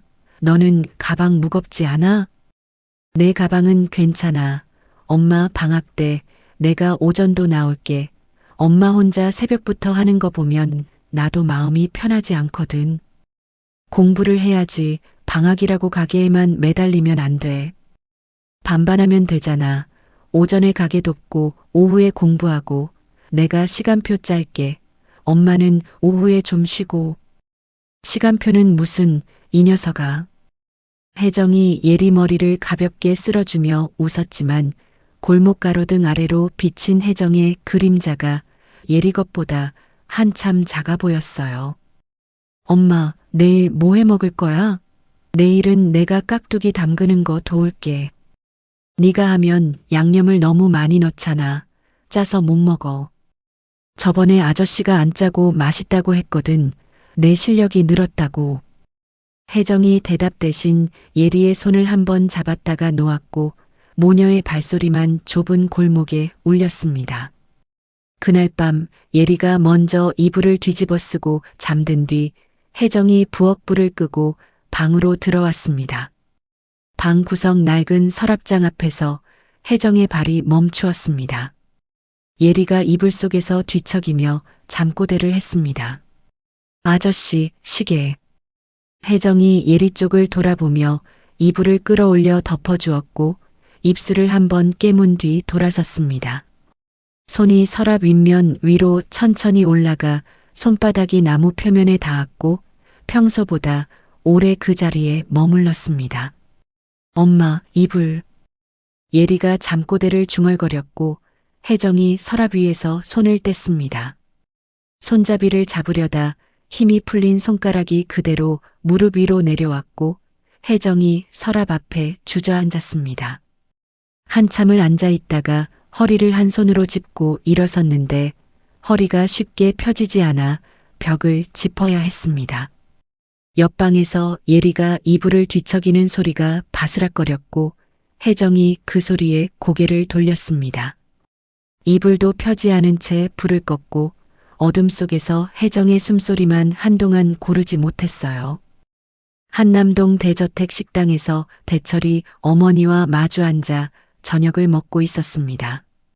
대철아, 갈비찜 이것 좀 더 먹어. 안 먹으면 어머니 혼자 다 먹어야 하잖아. 많이 먹었습니다. 어머니가 더 드세요. 제가 국물 떠드릴게요. 너는 맨날 어머니 먼저 챙기는데 정작 본인 밥은 반도 안 먹었잖아. 요즘 입맛이 없는 거야? 좀 생각이 많아서 그런가 봅니다. 밥맛이 좀 떨어졌어요. 생각이 많으면 밥이라도 더 먹어야지. 대철아, 어머니가 항상 하는 말이지만 혼자 있으면 안 돼. 좋은 사람 만나서 같이 밥 먹고 같이 웃어야 사람이 사람답게 사는 거야. 네, 어머니, 알겠습니다. 대철이 웃으며 대답했지만 젓가락을 든 손이 갈비찜 접시 위에서 잠깐 멈추었어요. 어머니, 저는 어머니가 계셔서 다행이에요. 이렇게 같이 밥 먹을 수 있잖아요. 이 녀석이 어머니가 언제까지 있겠니? 그러니까 옆에 사람을 두라는 거야. 어머니는 오래오래 계셔야 합니다. 그 약속은 꼭 해주셔야 해요. 허허, 알았어. 근데 무슨 생각을 그렇게 해? 회사 일이야? 회사 일은 늘 있는 거니까요. 그냥 오래된 생각이 좀 나서요. 오래된 생각이라니 뭔데? 아닙니다. 별거 아니에요. 어머니 후식 드실래요? 식혜 담아올게요. 대철이 자리에서 일어나며 화제를 돌렸고 어머니는 아들의 뒷모습을 한참 바라보다 숟가락을 내려놓았습니다. 식혜를 떠오는 대철의 손이 부엌 문 앞에서 잠깐 멈추었는데 거기 서면 금이가 국을 떠주던 그 허름한 식당이 자꾸 떠올랐어요. 어머니와 헤어진 뒤에도 대철의 일상은 회의와 결제로 빼곡하게 돌아갔습니다. 한국물산 임원 회의실에 임원들이 자리를 채우고 보고가 시작되었습니다. 회장님, 해외 사업부 실적을 보고 드리겠습니다. 동남아 법인 매출이 지난번보다 올랐고요. 대철이 상석에 앉아 있었지만 시선이 보고서에 머물지 않았습니다. 왼손이 오른쪽 손목 위 양복 소매를 무의식적으로 만지고 있었고 임원의 목소리가 귀에 들어오지 않았어요. 회장님? 비서가 옆에서 낮게 불렀습니다. 아, 네, 계속하세요. 듣고 있습니다. 결제가 필요한 부분이 있는데 지금 진행할까요? 회의 끝나고 서류 올려놔요. 제가 보고 결제하겠습니다. 임원들이 차례로 보고를 마치고 하나씩 회의실을 나갔습니다. 마지막 임원이 문을 닫자 대철 혼자 넓은 회의실에 남았습니다. 테이블 위에 서류가 가지런히 놓여 있었지만 대철의 눈은 자기 오른쪽 손목 위 소매를 보고 있었습니다. 다른 사람이야 금이는 다른 남자가 좋다고 나를 떠났잖아. 대철이 의자 등받이에 기대며 천장을 올려다보았습니다. 그 말을 존중해서 찾지 않은 거고 후계자 수업에 매달려서 여기까지 온 거야. 이름도 다르잖아. 왼손으로 양복 소매를 잡아당기며 턱을 괴었습니다. 근데 그 가게 국물 맛은 왜 그렇게 같은 거지? 아무리 생각해도 그건 설명이 안 돼. 대철이 자리에서 일어나 회의실 창가로 걸어갔습니다. 창 너머로 기울어가는 해를 등지고 선 대철의 왼손이 오른쪽 소매 위에 올라가 있었습니다. 아닌 거라고 생각을 접었는데 손은 자꾸 소매 위로 갔고 대철은 그걸 왜 만지는 건지 스스로도 몰랐어요. 점심 손님이 몰리기 시작한 국밥집 주방에서 혜정이 국자를 잡은 채 솥 앞에 서 있었습니다. 이마에 맺힌 땀을 앞치마 소매로 훔치며 허리를 한번 폈는데 펴지는 속도가 평소보다 한참 느렸습니다. 엄마, 오늘 국물간 좀 봐줘. 내가 소금 넣었는데 맞는지 모르겠어. 내가 볼게. 국자 이리 줘봐. 혜정이 국자를 받아 국물을 한번 떠서 입에 대려는 순간 국자를 잡은 손이 흔들리며 몸이 옆으로 기울었습니다. 국자가 바닥에 떨어지는 소리와 함께 혜정이 손 옆으로 주저앉았고 예리가 주문서를 떨어뜨리며 주방으로 뛰었습니다. 엄마, 엄마 괜찮아? 눈 떠봐 엄마. 혜정의 눈이 풀려 있었고 예리가 어깨를 잡아 흔들어도 고개가 힘없이 옆으로 넘어갔습니다. 언니, 119 불러줘. 엄마가 쓰러졌어. 빨리. 종업원이 카운터 전화기를 집어들었고 예리는 혜정의 머리를 무릎 위에 올려 뺨을 가볍게 두드렸습니다. 엄마 나야 예리야. 제발 눈 떠. 엄마 제발. 혜정의 입술이 미세하게 떨렸지만 눈은 뜨지 못했어요. 홀에 있던 손님 한 명이 주방 입구까지 와서 수건을 건네주었고 예리가 그 수건으로 혜정의 이마를 닦아주며 구급대원을 기다렸습니다. 구급대원이 들것을 밀고 들어와 혜정을 옮기는 동안 예리는 엄마 손을 한 번도 놓지 않았습니다. 들것이 구급차에 실리고 나서야 예리의 손이 허공에 남았고 종업원이 뒤에서 예리의 가방을 들고 뛰어왔습니다. 예리야, 가방 여기 있어. 빨리 타. 가게는 내가 정리해 놓을게. 언니 가스 잠그고 냉장고 문 꼭 확인해줘. 홀도 엉망일 거야. 미안해. 걱정 마. 다 해놓을 테니까 너는 엄마만 봐. 알았지? 예리가 구급차에 올라타며 고개를 끄덕였고 문이 닫히는 순간까지 종업원 쪽을 바라보았습니다. 응급실 복도 의자에 예리가 앉아 있었습니다. 앞치마를 그대로 두른 채 교복 치마에 국물 자국이 묻어 있었고 양손을 무릎 위에 올려놓고 있었는데 손가락 끝이 하얗게 질려 있었습니다. 복도를 오가는 간호사의 발소리가 들릴 때마다 예리가 고개를 들었다가 내렸어요. 진료실 문이 열리고 의사가 나왔습니다. 보호자분이세요? 많이 무리하셨습니다. 과로에 영양 부족이 겹쳐서 몸이 버틸 수가 없었어요. 근데 괜찮은 거죠? 엄마 깨어나는 거 맞죠? 지금은 링거 맞고 안정을 취하고 계세요. 큰 이상은 없는데 당분간 절대 무리하시면 안 됩니다. 면회 가능해요? 엄마 얼굴 좀 보고 싶은데요. 곧 병실로 옮기니까 그때 들어가시면 돼요. 조금만 기다려주세요. 의사가 돌아간 뒤 예리가 엄마 핸드폰을 꺼내 들었지만 손이 떨려서 비밀번호를 3번이나 틀렸습니다. 겨우 화면을 열고 종업원 번호를 눌렀습니다.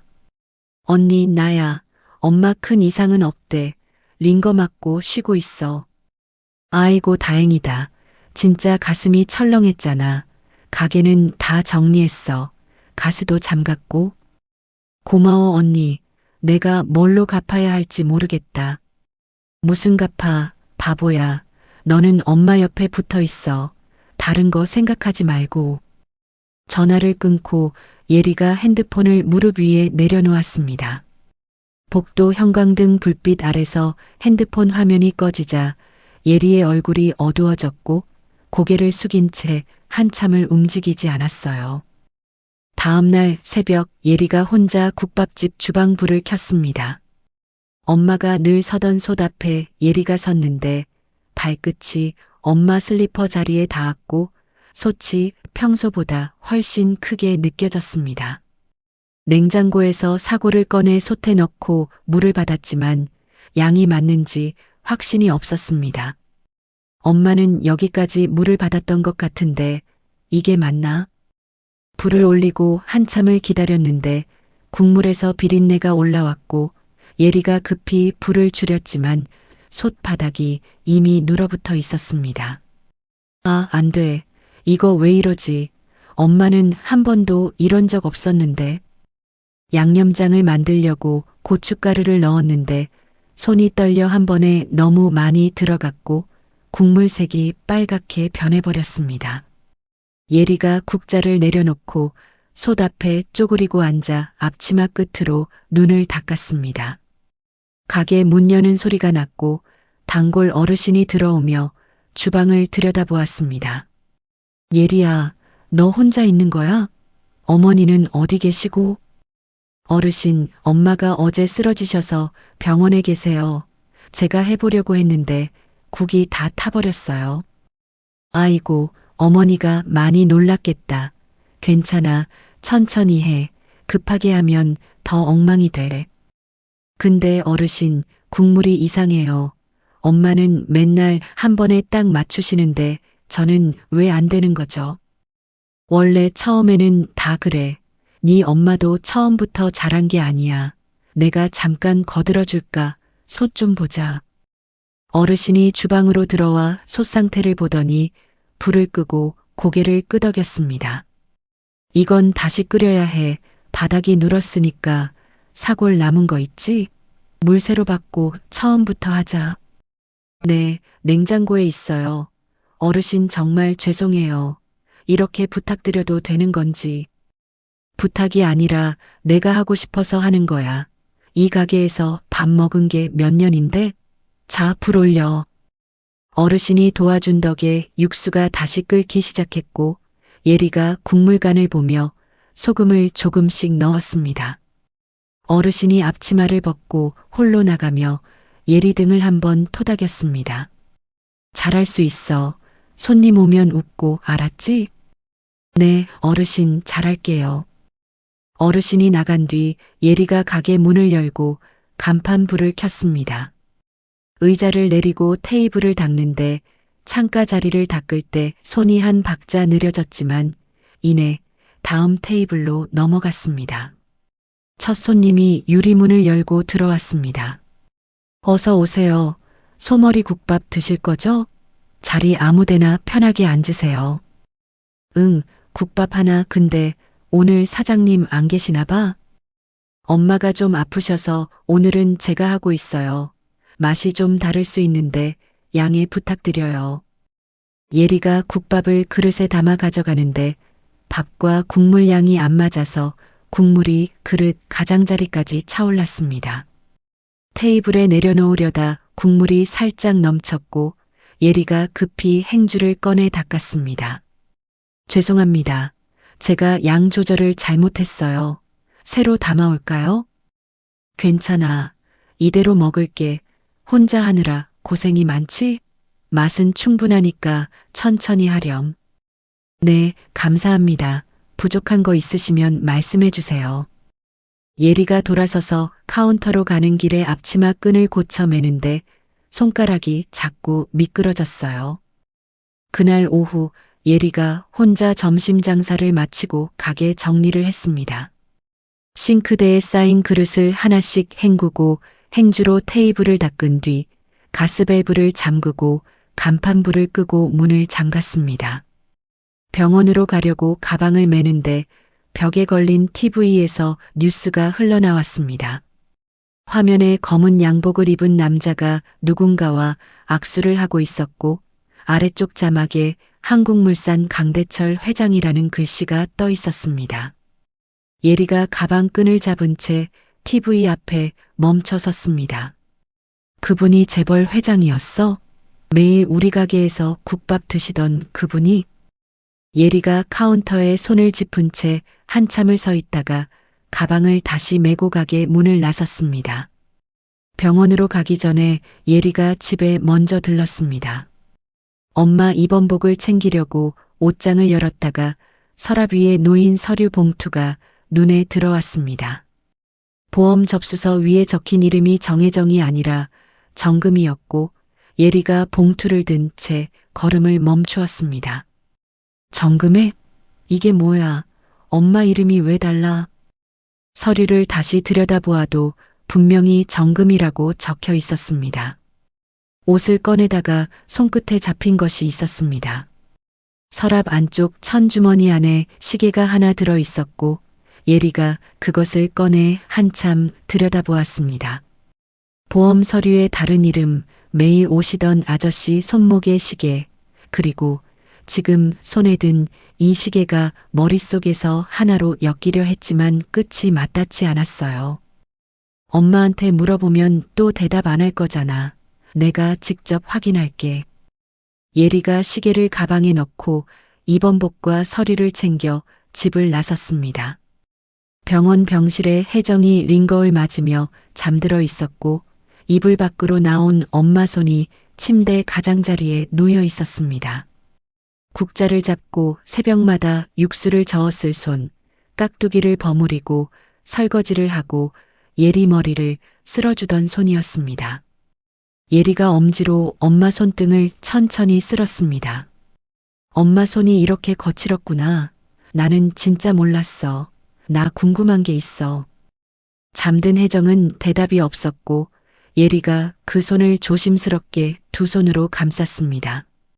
손등에 남은 자능과 짧게 깎인 손톱이 손바닥 안에서 느껴졌습니다. 어릴 때 서랍에서 봤던 반짝이는 것, 매일 오시던 그 아저씨, 아빠 없이 살아온 시간들이 머릿속에서 하나로 이어지려 했지만 끝이 맞닿지 않았어요. 엄마, 나 모르는 게 너무 많아. 근데 지금은 엄마가 빨리 나아야 하니까 나머지는 나중에 물어볼게. 혜정은 깊이 잠들어 있었고 병실에는 링거이 떨어지는 소리만 일정하게 울렸습니다. 링거줄이 일정하게 떨어지는 소리만 병실을 채우고 있었어요. 예리는 엄마의 손을 잡은 채 의자 등받이에 기대어 눈을 감았습니다. 대철이 사무실 책상 앞에서 서류를 넘기다가 손을 멈추고 창밖을 바라보았습니다. 비서가 문을 2번 두드린 뒤 안으로 들어와 대철 앞에 섰고 대철이 고개를 돌려 비서를 올려다보았습니다. 회장님, 말씀드릴 게 있습니다.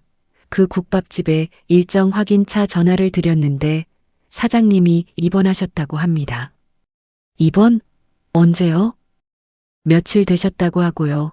지금은 따님이 혼자 장사를 하고 있는 상황이라고 합니다. 대철이 서류를 덮고 자리에서 일어났습니다. 차 돌려요. 지금 바로 나갑니다.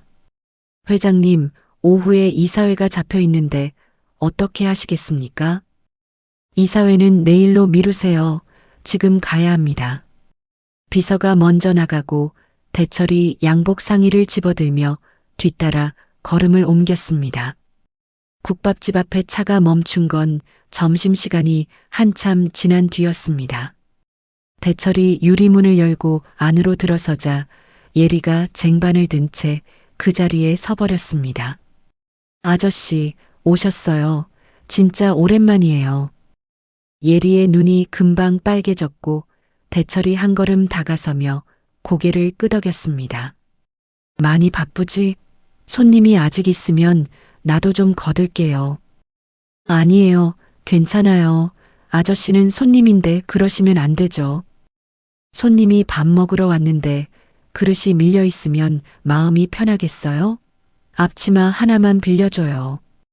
예리가 웃으면서도 눈가를 손등으로 훔치고 카운터 뒤에서 앞치마를 꺼내 대철에게 내밀었습니다. 대철이 앞치마를 두르고 소매를 걷자 단골 어르신이 창가석에서 고개를 돌렸습니다. 이 양반이 여기서 뭐 하는 거야? 손님 아니었어? 오늘은 잠깐 도우러 왔습니다. 이 아이가 혼자 하느라 힘들어 보여서요. 그래, 잘 됐다. 이 아이가 며칠째 혼자 뛰어다니는데 밥도 제대로 못 먹더라고. 좀 봐주세요. 내가 부탁합니다. 네, 걱정 마세요. 오늘은 제가 여기 있을 겁니다. 어제는 국물을 태워서 눈이 벌게져 가지고 보는 내가 더 마음이 아프더라고. 젊은 게 고생이야. 그랬군요. 몰랐습니다. 그 정도일 줄은. 대철이 빈 그릇을 모아 주방 쪽으로 옮기고 물컵을 채워 테이블마다 돌렸습니다. 예리가 주방에서 국밥 2그릇을 말아 나오고 대철이 수저를 세팅하는 손이 어색하지 않았습니다. 점심 손님이 하나둘 빠져나가고 가게 안이 조용해졌습니다. 예리가 뚝배기 2개를 창가석에 내려놓고 대철 맞은편 의자를 빼며 앉았습니다. 아저씨도 안 드셨잖아요. 같이 먹어요. 제가 끓인 건데 맛은 좀 떨어져도 양은 많아요. 고마워요. 그런데 예리 씨, 밥은 제때 먹고 다녀요? 솔직히 어제는 못 먹었어요. 국물간 맞추다가 태워서 다시 하느라 시간이 없었거든요. 혼자서 이걸 다 하면 당연히 그렇지. 무리하지 마요. 예리가 숟가락을 들었다가 내려놓고 대철을 똑바로 쳐다보았습니다. 저기, 아저씨, 하나만 물어볼게요. 우리 엄마 아세요? 대철의 숟가락이 국물 위에서 멈추었습니다. 왜 그렇게 생각해요? 아저씨가 처음 오셨을 때부터 느꼈어요. 엄마를 보는 눈이 그냥 손님 같지 않았거든요. 그리고 이름을 물어보셨잖아요. 그때. 대철이 숟가락을 내려놓고 2 손을 테이블 위에 가만히 올려놓았습니다. 예리 씨, 나도 아직 확실한 건 아니에요. 그래서 함부로 말하기가 어렵습니다. 확실하지 않은 거면 왜 이렇게 자주 오신 거예요? 왜 안 오시다가 오늘 또 오신 거예요? 대철이 입을 열지 못하고 고개를 살짝 숙였습니다. 예리가 의자 밑에 둔 가방 쪽으로 손을 뻗었다가 무릎 위로 거두기를 2번 반복했습니다. 엄마가 숨겨둔 걸 남한테 보여줘도 되는 건지 손가락 끝이 지퍼에 닿을 때마다 망설여졌어요. 아저씨, 하나만 더 보여드려도 돼요? 좀 이상하다고 생각하실 수도 있는데 저 혼자 궁금해서 도저히 못 참겠거든요. 뭔데 그래? 이상한 것도 아닌데 보여줘봐. 가방 안에는 작은 천주머니 안에 시계 하나가 들어 있었고 예리가 그것을 테이블 위에 조심스럽게 올려놓았습니다. 엄마 옷 챙기다가 서랍에서 나왔어요. 전에 아저씨 손목에 있던 시계랑 진짜 똑같아서 가져왔어요. 대철의 시선이 시계에 멈추었고 숨을 들이쉬는 소리가 가게 안에서 작게 들렸습니다. 뒤집어 볼게요. 괜찮죠? 예리가 시계를 천천히 뒤집자 버클 안쪽에 이니셜이 선명하게 새겨져 있었습니다. 대철의 손이 떨리기 시작했고 2 손을 무릎 위로 내려 꽉 쥐었습니다. 이건 내가 준 거예요. 네, 아저씨가요? 오래전에, 아주 오래전에 내가 직접 건넨 시계예요. 예리의 눈이 크게 떠졌고 대철의 눈가에 물기가 번지기 시작했어요. 아저씨, 그 사람이 누군데요? 왜 엄마한테 이 시계가 있는 거예요? 예리 씨, 어머니 본명이 혹시 다른 이름이었던 적 없어요? 예리가 눈을 깜빡이며 기억을 더듬었습니다. 병원 서류 챙기다가 봤는데요. 보험 서류에는 이름이 달랐어요. 어떤 이름이었어요?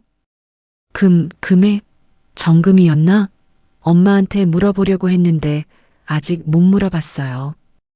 대철의 눈에서 눈물이 흘러내렸고 한동안 아무 말도 하지 못했어요. 예리가 놀라서 몸을 앞으로 기울였습니다. 아저씨, 왜 우세요? 제가 뭐 잘못 말한 거예요? 아니에요, 아니야, 잘못한 거 아니에요.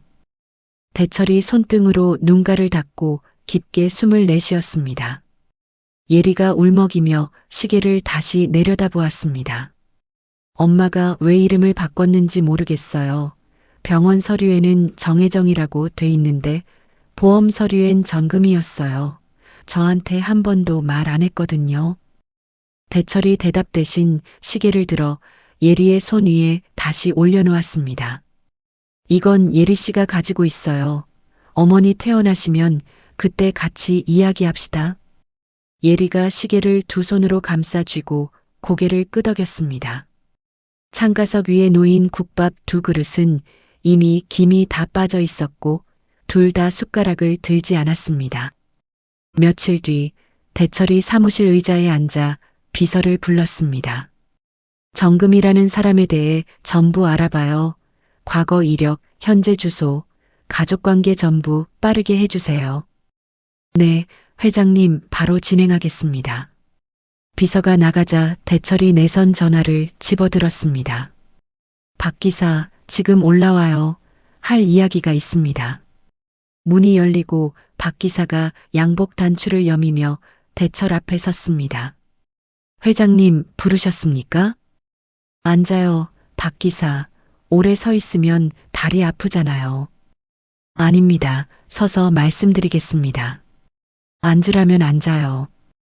운전기사가 조심스럽게 소파 끝에 걸터 앉았고 대철이 책상에서 일어나 맞은편에 앉았습니다. 박 기사, 우리 집에 들어온 지 30년 넘었지? 네, 회장님 32년 정도 됐습니다. 그럼 그때 일도 당연히 알겠네. 내가 젊었을 때 금이라는 사람이 있었던 거 기억나? 운전기사의 시선이 바닥으로 떨어졌고 무릎 위에 놓인 손이 꿈틀거렸습니다. 회장님, 그 이름은 워낙 오래전 일이라 기억이 잘 안 납니다. 기억이 안 난다고? 대철이 책상 서랍에서 보험 서류 사본을 꺼내 박 기사 앞으로 밀어놓았습니다. 이 서류 봐. 여기 적힌 이름 당신이 처리한 거 아니야? 박 기사의 눈동자가 서류 위에서 흔들렸고 입술을 한번 깨물었다가 풀었습니다. 회장님, 저는 그저 시키는 대로. 시키는 대로 뭘 했어? 박 기사, 그 정도 같이 있었으면 나한테 솔직할 수 있잖아.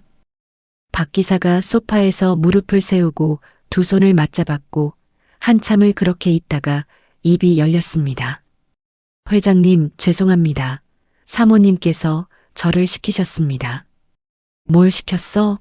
처음부터 똑바로 말해. 금희 씨를 감시하라고 하셨습니다. 어디를 가는지, 누구를 만나는지 매일 보고했습니다. 그것만이야? 보고만 하고 끝이었어? 아닙니다. 금희 씨가 아이를 가졌다는 걸 제가 사모님께 말씀드렸습니다.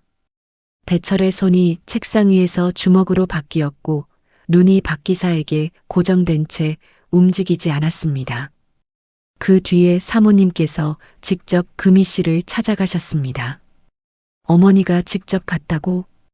네, 금희 씨 어머니가 그때 병원에 계셨는데 병원비가 급하셨습니다. 사모님이 큰 봉투를 2개 가져가셨고 아이를 포기하고 떠나라고 하셨습니다. 금희 씨가 처음에는 고개를 저었는데 2번째 봉투를 보고 나서 한참을 울다가 받으셨습니다. 대철의 주먹이 무릎 위에서 떨리기 시작했어요. 금희 씨가 회장님께 다른 남자가 생겼다고 한 것은 거짓말이었습니다. 회장님이 자기를 찾지 못하게 하려고 일부러 그렇게 말한 겁니다. 어머니가 그랬다고? 운전기사가 고개를 깊이 숙였고 대철이 두 손으로 얼굴을 감쌌습니다. 사무실 안에 아무 소리도 없었고 시계 초침만 벽에서 돌아가고 있었습니다. 그때 비서가 문을 두드렸습니다. 회장님, 조사 결과가 나왔습니다. 들어가도 되겠습니까? 들어와요. 비서가 서류 봉투를 대철 앞에 놓고 한 걸음 물러섰습니다. 정금희 씨는 출산 이후 정혜정으로 개명한 것으로 확인됐습니다. 아이를 포기하겠다는 약속과 달리 몰래 나와서 혼자 키웠고요. 현재 서울에서 국밥집을 운영하고 있습니다. 대철이 서류를 펼치지 않은 채 봉투 위에 손만 얹고 있었습니다. 따님이 한 명 있고 올해 17살입니다. 계명신고 날짜가 정확히 언제야? 아이 출생신고 직후입니다. 출생일 기준 이틀 뒤에 접수된 것으로 확인됐습니다. 출생신고서에 아버지 이름은? 공란입니다, 회장님. 대철이 봉투에서 서류를 꺼내 한 장씩 넘기다가 마지막 페이지에서 손가락이 멈추었습니다. 클립에 끼워진 사진 한 장, 교복을 입고 웃고 있는 소녀의 얼굴이 대철의 눈앞에 있었습니다. 서류를 내려놓는 손끝이 오래도록 떨렸고 그 떨림이 멈추기까지 한참이 걸렸어요. 그 애가 내 딸이야.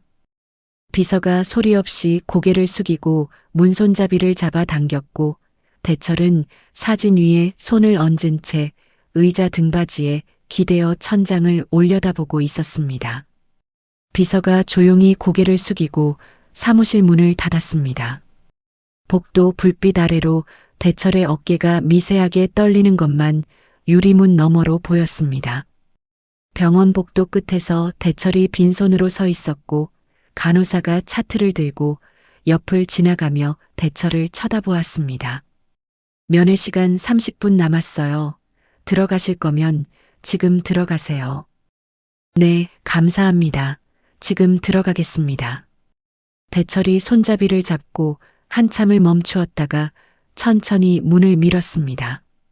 병실한 침대 위에서 혜정이 링거을 맞은 채 고개를 돌렸고 대철의 얼굴을 보자마자 눈이 멈추었습니다. 두 사람의 시선이 겹친 채 아무 말도 나오지 않았고 링거줄에서 방울이 떨어지는 소리만 들렸어요. 혜정의 시선이 대철의 얼굴 위에서 한참을 머물렀습니다. 어젯밤 예리가 병실에 오자마자 서랍에서 시계를 가져갔다고 말했고 그 아저씨한테 보여드렸다고 했습니다. 예리의 말을 듣는 순간 혜정은 이 사람이 올 거라는 걸 알았어요. 왔구나. 다 알았어?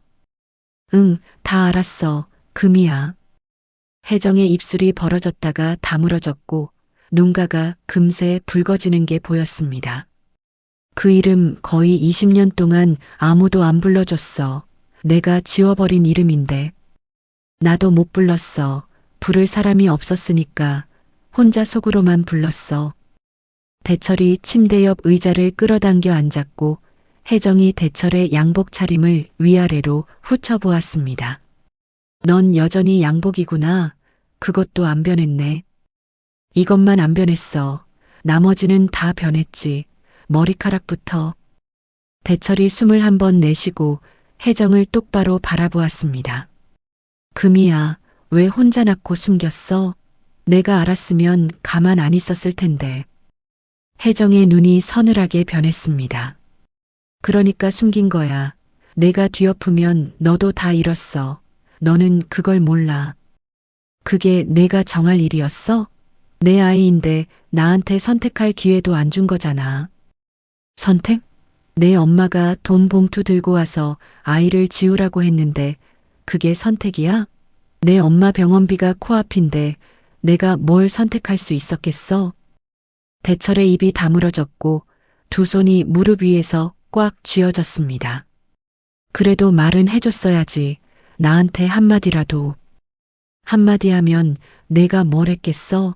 내 엄마한테 맞서서 다 뒤엎고 나랑 도망갈 수 있었어?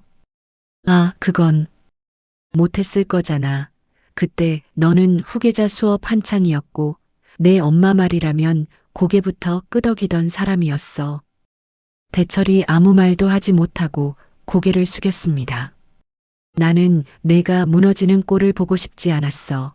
차라리 내가 나쁜 여자가 되면 내가 깔끔하게 정리하고 앞으로 갈 수 있을 거라고 생각했어. 그래서 다른 남자가 생겼다고 거짓말을 한 거야? 응, 내가 나를 찾지 못하게 하려고. 내가 미워해야 잊을 수 있을 테니까. 병실 안에 긴 침묵이 내렸고 링거줄에서 방울이 3번 떨어지는 소리가 들렸습니다. 대철이 먼저 입을 열었습니다. 미안해. 내가 더 미안해. 왜 한 번도 의심하지 않았을까? 왜 찾지 않았을까? 혜정이 기침을 하며 몸을 웅크렸고 대철이 침대 옆 테이블 쪽으로 손을 뻗었습니다. 물컵 옆에 예리가 접어놓은 수건이 가지런히 놓여 있었고 컵 아래 메모지 하나가 깔려 있었습니다. 대철이 메모를 집어들자 둥글고 삐뚤빼뚤한 글씨가 보였습니다. 엄마 물 여기 있어. 약은 2시에 먹어. 깍두기 통은 냉장고 위. 대철이 메모를 내려놓고 물컵을 혜정 쪽으로 밀어주었습니다. 이 아이가 이걸 혼자 다 해온 거구나. 가게도, 병원도, 밥도. 원래 그런 아이야. 어릴 때부터 제 앞가림은 제가 다 했어. 그 말이 더 아프다. 내가 옆에 없었으니까 그렇게 클 수밖에 없었던 거잖아. 혜정이 물을 한 모금 마시고 대철의 손등을 내려다보았습니다. 미안해. 거짓말해서 다른 남자가 생긴 게 아니었어. 알고 있어. 이제는 다 알아. 뱃속에 아이가 있는데 어떻게 포기해. 나는 짐이 되고 싶지 않았어. 내 인생에. 대철이 혜정의 손을 잡았습니다. 혜정의 손이 거칠었고 손마디마다 굳은 살이 잡혀 있었어요. 이 손이 국밥을 끓이고 아이를 키우고 가게를 지킨 손이지? 별거 아니야. 다들 그렇게 사는 거야. 별거 아닌 게 어딨어. 나는 이 손을 잡아줬어야 했는데. 혜정이 웃으려다 울음이 먼저 올라왔고 대철이 혜정의 손을 두 손으로 감싸쥐었습니다. 그때 병실 문 밖에서 운동화 소리가 가까워지다가 딱 멈추었습니다. 예리가 반쯤 열린 문틈 사이로 안을 들여다보고 있었고 입술을 꽉 깨물고 있었습니다. 손등으로 눈물을 훔치고 숨을 한번 크게 내쉰 뒤 예리가 문을 밀고 들어왔습니다. 나도 들었어요. 밖에서 다 들었어요. 예리야, 너 언제부터 거기 있었어? 엄마가 선택이 뭐가 있었겠냐고 할 때부터요. 다 들었어. 괜찮아. 울고 있었잖아. 눈이 빨개. 안 울었어요. 바람 불어서 그런 거예요. 예리가 코를 훌쩍이며 가방에서 천주머니를 꺼내 침대 위에 올려놓았습니다. 이거 엄마 서랍에 있던 시계, 전에 아저씨한테 보여드렸던 거예요. 대철이 왼손으로 자기 손목의 시계줄을 풀어 예리에게 건넸습니다. 이것도 같이 놓아봐요, 나란히.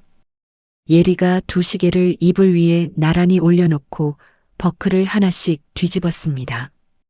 이거 내가 어떻게 찾았어? 서랍 깊숙이 넣어놨는데. 병원 옷 챙기다가 손에 잡혔어요. 엄마한테 말하면 뺏길 것 같아서 몰래 가져왔어요. 이 애가 도둑이야, 효녀야. 진짜 짝이었네요.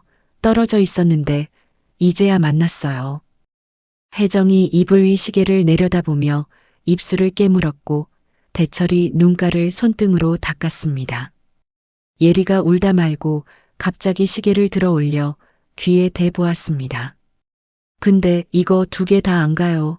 바늘이 멈춰 있어요. 배터리 갈아야 되는 거 아니에요? 이 애는 꼭 이런 데서 현실적이야. 울다가 갑자기 배터리 타령이니. 아니 진짜로요. 시계가 안 가면 시계가 아니잖아요. 엄마 태어나면 시계 가게 같이 가요. 그래, 태어나면 셋이 같이 가자. 배터리도 갈고 밥도 먹고. 대철이 웃음이 터졌고 혜정도 눈물이 마르기 전에 웃었습니다. 혜정이 병원 슬리퍼를 벗고 운동화 끈을 묶었고 예리가 옆에서 짐 가방을 들었습니다. 냄새는 안 변했네. 내 가게 맞네. 엄마가 없는 동안 제가 매일 육수 끓여놨거든요. 냄새가 안 변하게. 예리가 아침부터 끓여놓은 국밥 3그릇이 창가석에 나란히 올라와 김을 내고 있었습니다. 대철이 숟가락을 들고 국물을 한 입 떠넣었습니다. 이거 예리가 끓인 거야? 혜정이 내가 끓인 것처럼 손이 느껴지네. 대철이 국물을 다시 떠먹다가 숟가락이 허공에서 멈추었습니다. 오래전 작은 부엌에서 금이가 냄비 앞에 서서 내가 제일 잘하는 건데 한번 먹어봐 하며 웃던 얼굴이 지금 혜정이 얼굴 위에 겹쳤어요. 왜 그래요? 뜨거워요? 아니야, 옛날 생각이 나서 그래. 내 엄마가 처음 국밥을 끓여줬을 때가 떠올랐어. 혜정이 대처를 슬쩍 보며 깍두기를 집었습니다. 그때 간이 너무 짰지. 내가 짜다는 소리를 못하고 다 먹었잖아. 맛있었으니까 다 먹은 거지. 그때도 맛있었고 지금도 맛있어. 예리가 두 사람을 번갈아 보다가 숟가락을 내려놓고 두 손을 무릎 위에 올렸습니다. 저기 아저씨. 응, 왜? 아니, 그게. 예리가 볼이 빨개진 채 고개를 숙였습니다. 솔직히 말해도 돼요? 처음에는 화가 났어요. 왜 이제 나타난 건지, 왜 그동안 없었는지. 대철이 숟가락을 내려놓고 예리를 바라보았습니다. 그런데 병실에서 엄마 손 보면서 생각이 바뀌었어요. 엄마가 혼자 다 한 건데 아저씨도 몰랐던 거잖아요. 누구 탓을 해야 하는지 모르겠어요. 예리 씨, 화내도 돼요. 당연히 화낼 수 있는 거야. 화는 났는데 이상하게 미울 수가 없어요. 매일 와서 국밥 드시고 비타민 갖다 주시고 앞치마 두르고 설거지까지 하신 사람을 어떻게 미워해요?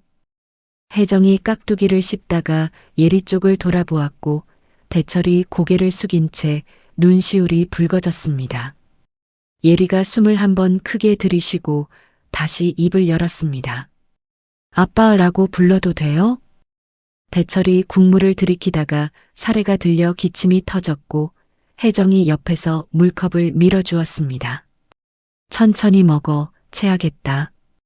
금이야, 지금 이 아이가 나한테 뭐라고 한 거야? 들은 대로야, 귀 안 먹었잖아. 예리야, 이상한 거 아니야. 한 번만 더 불러봐. 아빠. 대철이 숟가락을 놓고 눈을 감았다가 떴고 입꼬리가 올라가는데 눈시울이 붉어졌습니다. 그래, 나 아빠 맞아. 늦었지만 아빠 맞아. 혜정이 깍두기를 씹으며 창밖을 보았고 웃는 것 같은데 눈시울이 자꾸 붉어지고 있었습니다. 국밥집 안에 작은 웃음소리가 퍼졌고 예리가 국밥을 크게 한 숟가락 떠먹으며 웃었습니다.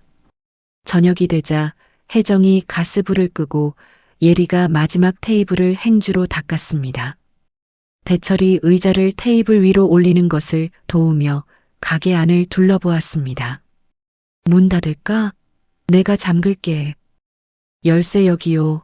위로 돌리고 아래로 한 번 더 돌려야 돼요.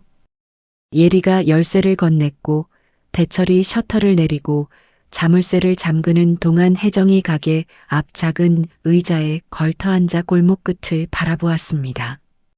다리는 괜찮아? 집까지 걸을 수 있어? 이 골목은 눈 감고도 걸어. 매일 걸었던 길인데 뭘. 그래도 천천히 가자. 서두를 거 하나도 없으니까. 혜정이 의자에서 일어나며 대철의 팔을 한 번 툭 쳤습니다. 세 사람이 골목길을 나란히 걸었고 예리가 걸으면서 왼손으로 혜정의 손을 잡고 오른손으로 대철의 손을 잡았습니다.